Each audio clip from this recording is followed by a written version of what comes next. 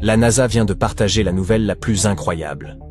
On a mis au jour l'indice le plus probant suggérant qu'une forme de vie aurait jadis existé sur Mars. Alors, est-ce bien ce que vous verriez en vous y rendant? Imaginons cela un instant. Autour de vous, le monde prend une teinte rougeâtre, plus sombre que celle de la Terre, tandis qu'une tempête de poussière s'annonce au loin. Soudain, vous distinguez une créature singulière qui vous glace d'effroi. Elle se dresse bien au-dessus de vous, dotée de bras et de jambes étrangement allongés. Sa peau arbore une nuance orangée, et ses yeux immenses, semblables à des lentilles luisantes, vous observent fixement. En y réfléchissant, tout cela paraît logique. La gravité martienne, plus faible de 38%, favorise une croissance démesurée. Les astronautes eux-mêmes gagnent parfois jusqu'à 5 cm dans l'espace. La faible gravité laissant le fluide entre leurs vertèbres se dilater.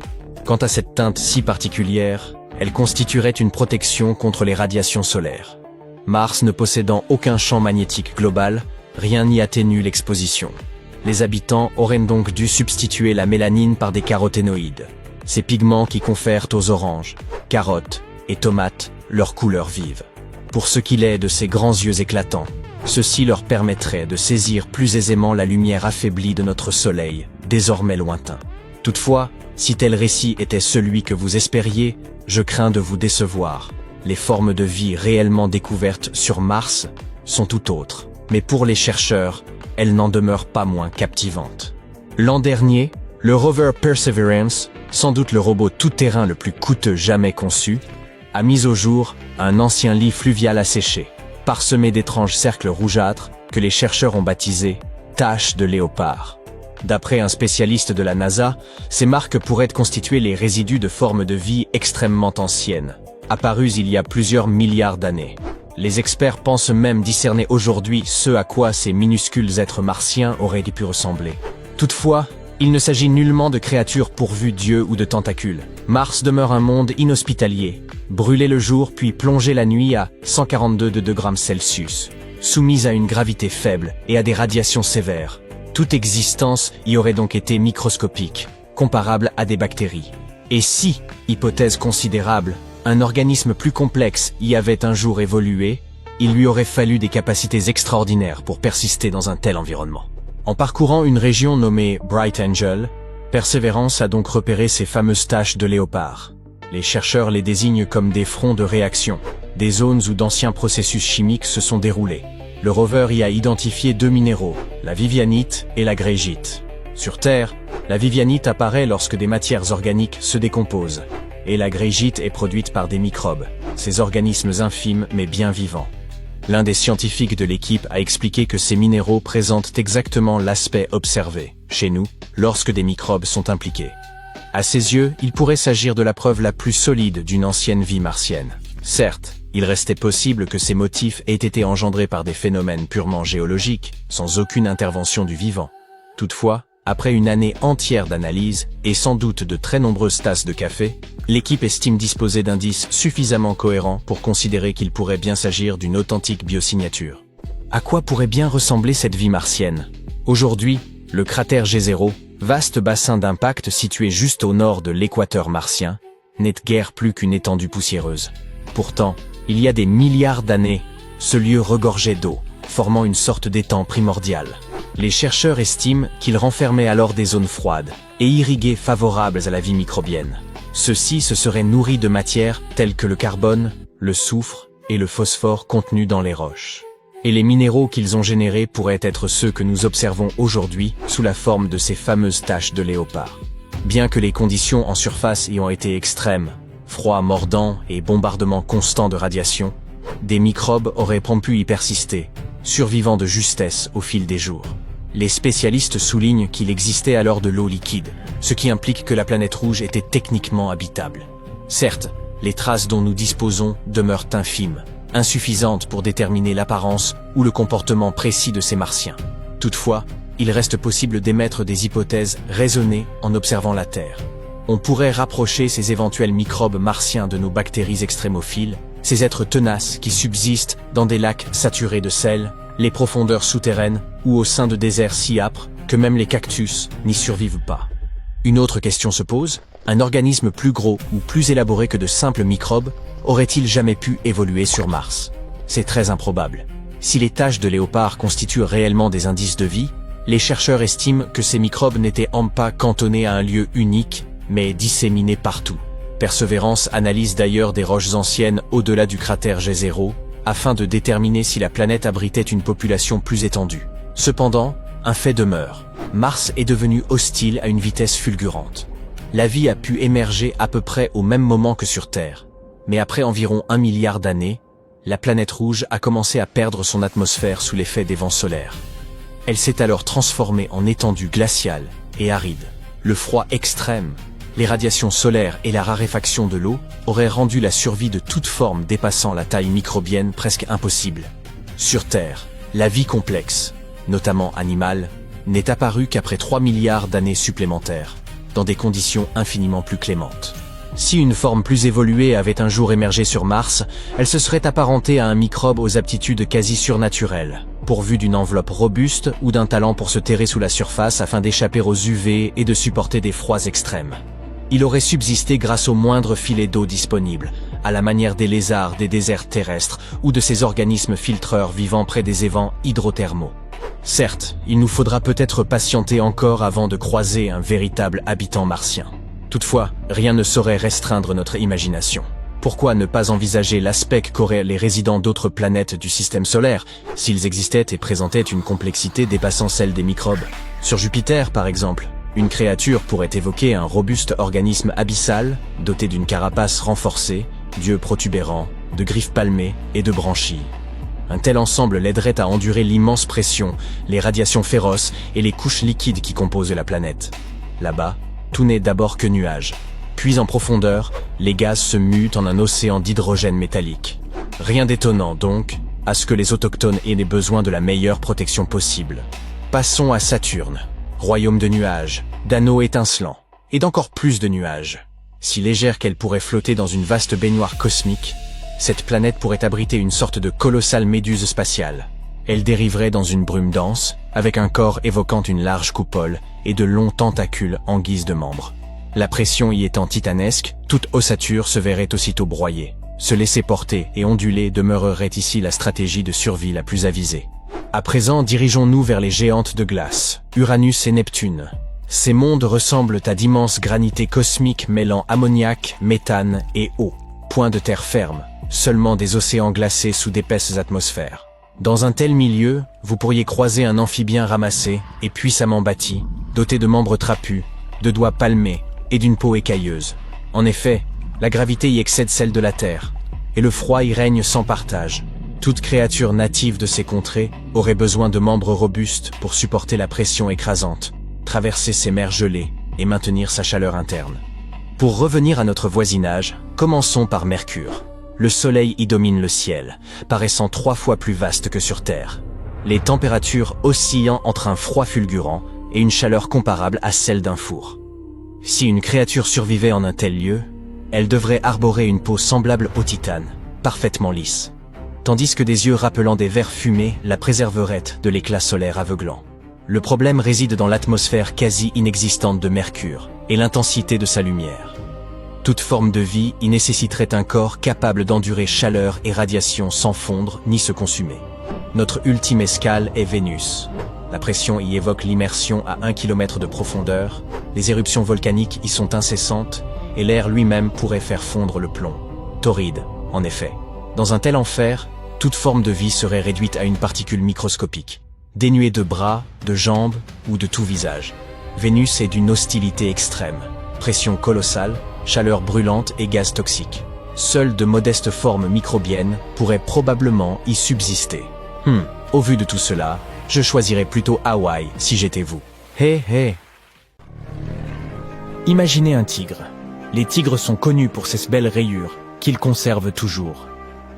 Cependant, imaginez si les rayures du tigre pouvaient changer de taille, de position et de couleur de temps en temps. Magique, n'est-ce pas? Eh bien, c'est exactement ce qui se passe avec un titan de notre système solaire, Jupiter. Pourquoi et comment? Eh bien, les astronomes pourraient bien avoir la réponse. Alors voyons voir. Jupiter est une planète immense et fascinante. Lorsque vous regardez sa photo de loin, c'est comme voir un magnifique lever de soleil. Ici, nous avons toute une palette, des jaunes pâles crémeux au brun caramel, avec même quelques nuances de bleu. Jupiter est un astre époustouflant, composé principalement d'hydrogène et d'hélium, tout comme notre Soleil. Cependant, elle n'a pas rassemblé assez de matière lors de sa formation pour devenir une étoile. Au lieu de cela, elle est devenue une boule colossale de gaz qui pourrait contenir plus de 1300 terres à l'intérieur. Jupiter présente ces motifs intéressants de nuages sombres et clairs qui tournoient autour de la planète en bandes alternées, comme d'immenses rayures. Ces rayures sombres sont appelées bandes, et les plus claires sont appelées zones. À vrai dire, elle n'est pas unique en son genre. La Terre et Jupiter présentent toutes deux ces motifs dans leurs atmosphères. C'est juste que la Terre n'en a que quelques-uns, alors que Jupiter en a beaucoup plus. Pourquoi ces bandes sont-elles brunes et beiges ? Cela peut s'expliquer par la combinaison d'hydrogène, d'hélium et d'autres traces d'éléments dans l'atmosphère de la planète. C'est un peu comme mélanger différentes couleurs de peinture pour créer de nouvelles nuances. Ces bandes créent de magnifiques motifs à travers la surface de la planète. Bien, puisque Jupiter a une atmosphère imposante et un système météorologique similaire à celui de la Terre, elle connaît donc des tempêtes extraordinaires. Donc, même si ces bandes peuvent y sembler calmes et paisibles, elles font en réalité partie d'un système météorologique déchaîné. C'est comme une fête de tempêtes sans fin qui se déroule là-bas. Ces bandes et ces zones se déplacent dans des directions opposées autour de la planète. Les bandes tournent à rebours de la rotation de Jupiter, à contre-courant pour ainsi dire, tandis que les zones vont dans son sens. Et non seulement elles se déplacent dans des directions différentes, mais elles existent également à différentes altitudes dans l'atmosphère de la planète. Les bandes s'apparentent à des régions où les choses montent, comme des bulles dans une boisson gazeuse. Donc, le sommet des nuages à l'intérieur de celle-ci se trouve plus haut dans le ciel en comparaison du sommet des nuages dans les zones, qui sont donc plus enfoncées. Ainsi, même si la Terre et Jupiter possèdent cette similitude, leur météo est complètement différente. Ce serait comme comparer des pommes et des oranges. L'une des tempêtes les plus célèbres sur Jupiter est la Grande Tache Rouge. Mais pourquoi est-elle rouge ? Eh bien, c'est un peu un mystère. Les scientifiques pensent que la tempête se situe à une altitude plus élevée que le reste de l'atmosphère. Cela signifie qu'elle reçoit une dose plus forte de lumière solaire. Imaginez-vous debout sur une colline, où le soleil brille plus fort sur vous par rapport au reste de l'environnement. De la même manière, la Grande Tache Rouge reçoit davantage de rayonnement du soleil. La tempête contient également dans ses nuages des composés chimiques spécifiques, tels que l'ammoniac et l'acétylène. Lorsque ces composés reçoivent ce rayonnement supplémentaire, ils réagissent d'une manière unique, donnant à la tempête sa couleur rouge distinctive, un peu comme des effets spéciaux dans un théâtre cosmique. Quoi qu'il en soit, ces rayures ont l'air stylées et tout, mais quel est le grand mystère qui les entoure ? Eh bien, voyez-vous, un jour, les scientifiques ont décidé d'examiner les données provenant de l'intérieur profond de Jupiter, environ 50 km sous sa surface. Et après avoir jeté un coup d'œil au secret de Jupiter, ils ont remarqué quelque chose d'étrange. Quand ils ont observé Jupiter en utilisant un type de lumière spéciale, dite lumière infrarouge, les couleurs de ces bandes ont réellement changé. Les zones claires qui étaient pâles et crémeuses sur les images habituelles devenaient sombres dans la vue infrarouge. Quant aux bandes autrefois sombres, elles brillaient à présent vivement. Cela suggère quelque chose d'intéressant. Les bandes sur Jupiter ont une couverture nuageuse plus mince que les zones. C'est comme si elles portaient des tenues transparentes, tandis que les zones avaient des nuages plus épais, comme des doudounes moelleuses. Ainsi, ce que nous percevons comme des bandes sombres dans les images ordinaires se révèle être lumineux dans l'infrarouge, laissant entendre que ces ceintures ont moins de matière nuageuse, bloquant la lumière. Mais voici la partie la plus étrange. Toutes les quelques années, quelque chose change. C'est comme si la météo sur Jupiter passait par des montagnes russes. La couleur des bandes peut changer, et parfois tout le modèle météorologique s'emballe pendant un moment. Les scientifiques restent perplexes et tentent de comprendre pourquoi cela se produit. Ils ont donc décidé d'utiliser la sonde spatiale baptisée Juno pour enquêter sur ce phénomène. Depuis 2016, Juno collecte beaucoup d'informations sur Jupiter, comme un espion collectant des indices. L'un des éléments que Juno étudie est le champ magnétique de Jupiter. Tout comme la Terre, Jupiter a un champ magnétique. C'est comme une bulle invisible qui entoure la planète, s'étendant jusqu'à l'espace. Ce champ magnétique est vraiment important car il protège la planète et tout ce qui s'y trouve. Il agit comme un bouclier contre les particules nocives de l'espace, comme celles provenant du Soleil. Mais Jupiter est bien plus grande que nous, donc son bouclier protecteur est beaucoup plus puissant. Les champs magnétiques sont générés par une chose appelée dynamo, qui agit comme un grand fluide conducteur tourbillonnant à l'intérieur de la planète. Ce fluide se déplace et tournoie. un peu comme une fête underground qui se passerait au plus profond de la planète. Ainsi, les scientifiques ont examiné les données collectées par Juno au fil des années et ont remarqué quelque chose d'intéressant. Le champ magnétique de Jupiter a ses propres petits mouvements, un peu comme lorsque vous voyez des vagues dans l'océan. Les scientifiques appellent ces mouvements des oscillations de torsion, qui est simplement une façon élégante de décrire des mouvements en forme de vagues. C'est comme si Jupiter faisait sa propre danse magnétique. Maintenant, imaginons que l'intérieur de Jupiter soit comme une énorme marmite de soupe en ébullition. Profondément à l'intérieur de Jupiter, il y a des courants lents qui transportent la chaleur vers le haut, à la manière d'un tapis roulant. Cette chaleur finit par atteindre la partie supérieure où nous voyons les nuages. Mais voici où les choses deviennent intéressantes. Imaginez que quelqu'un commence à remuer la soupe très rapidement, avec une cuillère. Ces mouvements magnétiques ondulatoires, les oscillations de torsion, agissent exactement comme cette cuillère. Ils créent un trouble qui perturbe les courants lents. Eh bien, cette perturbation a un grand impact sur la météo de Jupiter. C'est comme augmenter la chaleur de votre gazinière et changer la façon dont cuit la soupe. Les schémas de montée et de descente des nuages, que nous appelons ascendance et subsidence, se mélangent tous, un tourbillon dans la soupe. Nos astucieux chercheurs ont également remarqué quelque chose de particulier près de l'équateur de Jupiter. Ils ont découvert un point concentré de magnétisme appelé la grande tache bleue. Et devinez quoi? Ce point ralentit, comme s'il prenait une pause dans son mouvement habituellement rapide. Cela suggère qu'un nouveau type de mouvement ondulatoire, une nouvelle danse, est sur le point de commencer. Donc, pour résumer, les scientifiques ont eu une idée intéressante. Ces mouvements magnétiques ondulatoires, les oscillations de torsion, perturberaient les courants lents à l'intérieur de Jupiter, déréglant les motifs des nuages et provoquant des conditions météorologiques extrêmes. Et lorsqu'ils ont calculé le temps qu'il fallait à ces mouvements ondulatoires pour se produire, ils ont découvert qu'ils correspondaient aux mêmes périodes où les rayures de Jupiter changeaient. Ainsi, en termes simples, les chercheurs pensent que ces mouvements ondulatoires dans le champ magnétique de Jupiter provoquent des changements dans les rayures de la planète. Les pièces d'un puzzle se rassemblent.